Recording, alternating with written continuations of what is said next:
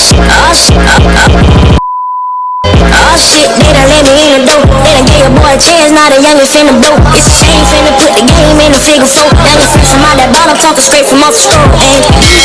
I did a life of a movie star. Remember going to school. Yo, welcome back to my channel. Before we get into it, make sure you like, subscribe, comment, man. You ain't gonna like, you gotta comment, but I do appreciate it if you're just up and if you're new. Now, in this video, I'm gonna be talking about Attack on Titan, but in particular, I'm going to be explaining why Attack on Titan anime original ending is still alive. So, as we all know, Attack on Titan final season part 2, episode 12 just came out not too long ago, and this episode specifically was supposed to be the episode where we get a lot of hints towards a wait. We were supposed to see more of the manga timeline for the third or fourth time, which we did along with some anime original content. But what I was looking forward to seeing is Kid Eren sitting up against his tree like how he does in the manga instead of him laying down under his tree like how he does in the anime. And us being able to see that would have showed us that change that was made back in 2013 or a little bit more earlier with Eren laying down up under his tree and also not waking up to Mikasa saying see you later was a change that was made for a reason. But more importantly, it would have confirmed a lot of my theories, specifically my theory about the anime being a continuation of the manga timeline. If you are new to this channel, I made a very big connection that I would like to think was one of the first of many connections that sparked the idea that Attack on Titan was getting an anime original ending and also making this seem very possible by me explaining as to why the way Eren wakes up in the anime is so different from the way how he wakes up in the manga, and us being able to see Kid Eren sitting up against his tree in episode 12 for Attack on Titan final season part 2, knowing that Eren in the anime is originally laying down under his tree and also not waking up to Mikasa saying see you later would have added towards the theory about Attack on Titan having a time loop and also having different timelines that are connected in some shape or form. But us not seeing Kid Eren sitting up against his tree in episode 12, but instead that being changed to Eren laying down under his tree to now be one of the memories that Eren reminisces on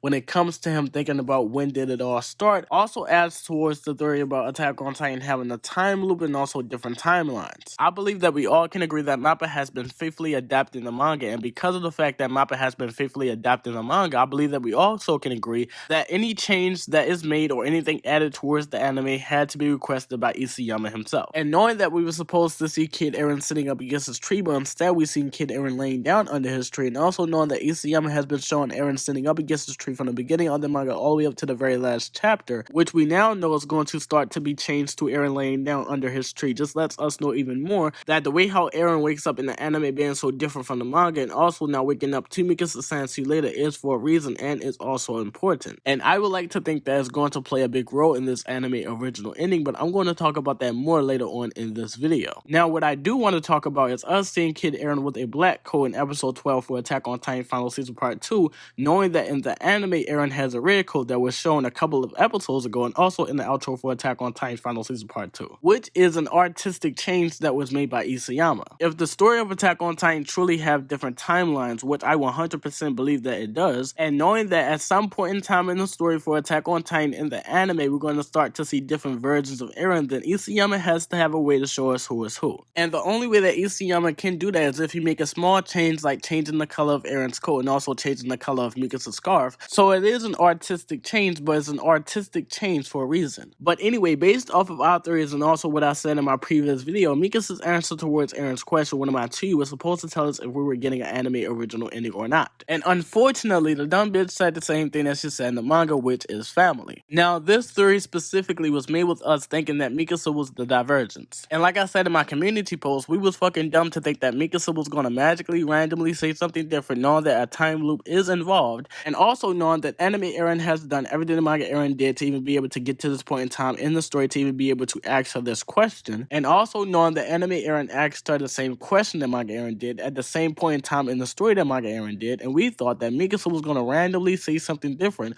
and that's just not how a time loop fucking works. Which makes me believe even more that Attack on Titan has a fucking time loop. Now, the reason why this particular theory was wrong is because we misunderstood. This theory was made with us not realizing or having the knowledge of what was needed in order for this theory to be 100% correct. And if I would have realized this earlier, I would have not said that this toxic bitch was going to say something different from what she said in the previous loop. Now, the only way that Mikasa would have said something different is if Eren would have asked her the question, where am I to you, at a different point in time in the story, or if Eren would have asked her a different question, or if if Eren just didn't ask her at all. But the thing is that Eren at this point in time in the story would not know to do any of those things, basically doing something different from what he did in the previous loop. If Eren at this point in time in the story has yet to come in contact with Zeke, which means that he has yet to get granted access to the time path, which also means that he has yet to gain memories from different versions of himself who is him, that has done things differently that caused the story to go into a different direction. We all know that Isayama got heavily inspired by Mother of Love, but what makes Attack on Titan and Mother of Love so different is that the main character from Mother of Love is able to remember his past life when he wakes up in these brand new timelines, while Eren on the other hand cannot, which is Isayama's way of setting Eren up to repeat the same mistakes that he made in his previous life, until he gets to a point in time in the story where he gets granted access to the time path, where he's now able to gain knowledge of different timelines through his other versions of himself memories, and he's now in the position to be able to make changes to the timeline, which is why he makes Grisha take the power again and also kill his mother again. The only way that Eren would know to do that is if he knows what happens if he does not, which means that Eren has to have knowledge of different timelines. Now, if we switch over to Mikasa, first of all, Mikasa is not the founding Titan. Second of all, Mikasa is not the one who has been sent back in time. She's the one who was sending Eren back in time, which means that she can never gain knowledge of different timelines. Therefore, she would never know to do anything or say anything different than what she did in the previous loop. And even if Mikasa does have knowledge of different timelines, knowing that she does not have the same goals as Eren and that she just wants to be with him, Mikasa would do the same thing that would cause Eren to run away with her, and then send him back in time whenever he would die by the curse of Ymir. Now that we understand all of that, now we need to figure out what really made Eren diverge. Knowing that Attack on Titan has a time loop and also different timelines that are connected in some shape or form, basically you cannot have this happening in that timeline without that happening in this timeline type of situation, which means that they are working off each other. Anime Eren is following manga Eren, just like how manga Eren was following See You Later Eren, which means that manga Eren asked the same question that See You Later Eren asked to Mikasa, which is where am I to you? And knowing that there is no such thing as a coincidence in a time loop, especially if everything happened the same way that it happened in the previous loop, and in this case, Eren in the first timeline, the second timeline, and also the third timeline asked Mikasa the same exact question at the same point in time in the story, which means that Mikasa's answer towards Eren's question, where am I to you, in the first timeline should have been the same answer that she gave in the manga and also in the anime, which is family. Which tells us that it wasn't just because of what Mikasa said that caused Eren to diverge, but it's also something that is along with it. And the only way to figure that out is if you look at how different the conversation is in the first timeline compared to the conversation in the manga timeline or in the anime timeline. And to me, it seems like the reason why Eren ran away with Mikasa is because the conversation never got interrupted like how it did in the manga and also the anime timeline. And the fact that this man interrupted the conversation in two different timelines, which is the manga and anime, but never interrupted the conversation in the first timeline, just tells us that this is not supposed to happen, but it needs to happen. So Eren in the future, who has came in contact with Zeke and got granted access to the time path where he's able to gain knowledge from different timelines, and because of the fact that he knows what happens in the first timeline, Eren influenced this man to come interrupt the conversation so that Mikasa can only say family and not fully express her feelings, so that Eren at that point in time in the story does not run away with her. If you really think about it, Eren is using all of the different timelines that he has failed in to create a timeline where he's going to finally be able to achieve freedom, and that should be the anime.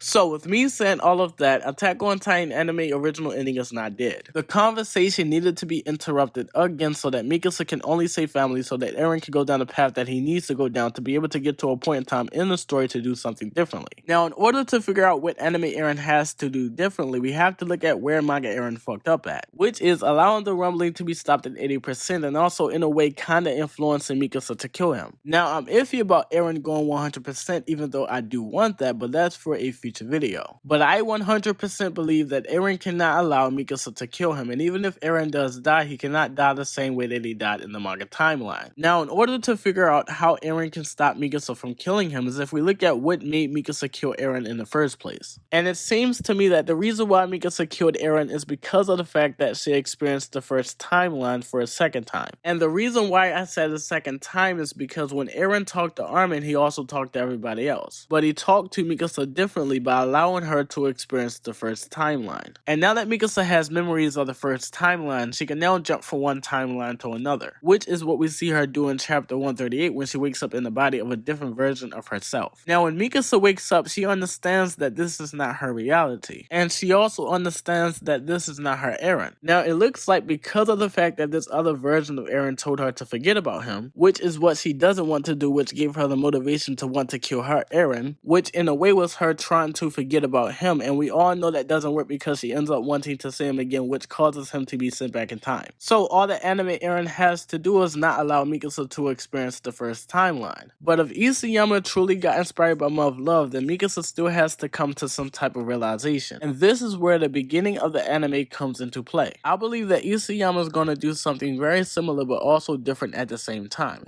I think that Isayama is going to have Mikasa experience the events that leads up to the reason as to why the way Eren wakes up in the anime. And maybe her seeing how everything goes to shit because of what she decided to do in the manga timeline will make her realize that she's fucking toxic and that she's the fucking problem. And then she's going to sacrifice herself to not only free Ymir, but to finally free Eren motherfucking Yeager. This is the another video. You ain't gotta like, you ain't gotta comment, but I do appreciate it if you do sub and if you're new. And I'm Hey, so what if the niggas fake more? I knew my time would come and had to wait for it. So every night a nigga pray for it. Ain't no going back, the only way is forward.